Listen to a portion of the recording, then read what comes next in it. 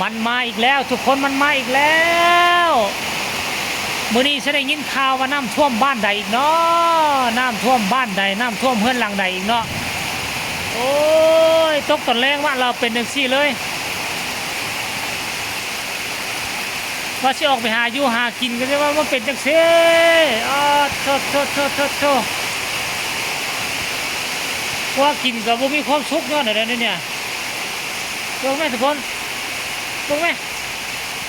เบิ่งเอาโอ้เดี๋ยวนี้จะได้หลังบ้านกับที่ท่วมได้หลังบ้านน่ะเริ่มเลยได้โอ้เอาจังไหนละเฮาบัดเนี่ย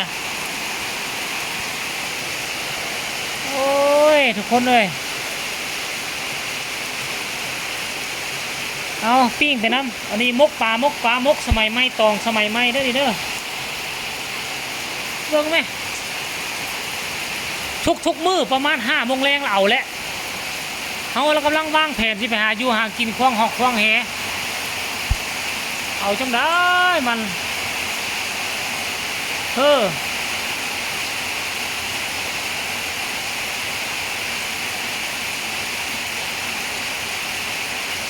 จังไหนระบาดนี่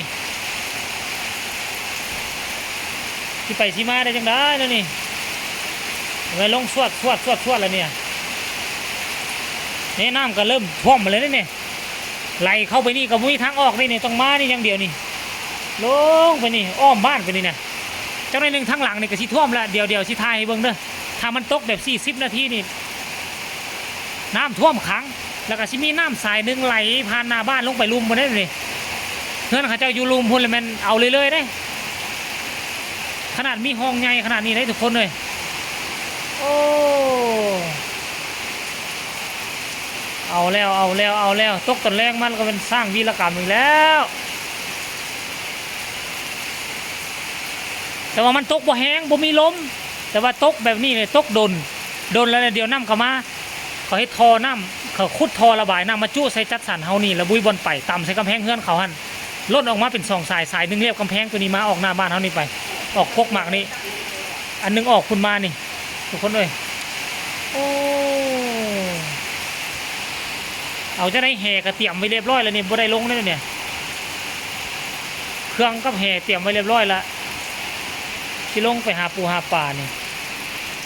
มันตกกระหักดีตกแล้วน้ำนองมาป่าขึ้นดีป่าขึ้นดีเขาก็ไปเอามาเลยเขาก็ได้มกป่านี่บอกไปเอามาเลยไปได้มาประมาณโลนึงเนี่ยมกป่านี่บอก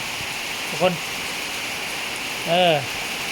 เอารายงานคลิปเพียงแต่ซ้ำนี้เด้อฝนตกพายุเข้าแถวลักเสาเอ็ดนครหลวงเวียงจันทร์เด้อให้ระมัดระวัง